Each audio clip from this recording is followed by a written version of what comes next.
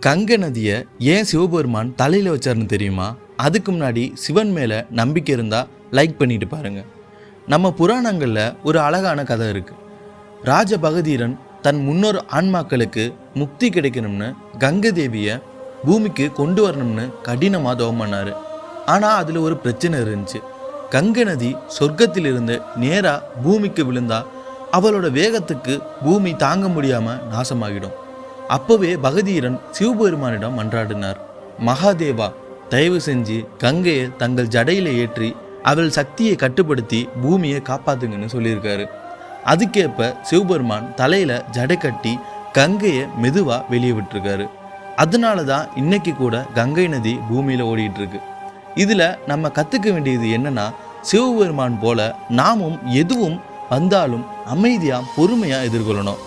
உங்களுக்கு சிவனை பிடிக்குன்னா லைக் பண்ணிட்டு சப்ஸ்கிரைப் பண்ணிட்டு கமெண்ட்ல உங்களோட நேமை போட்டுருங்க. பாய்.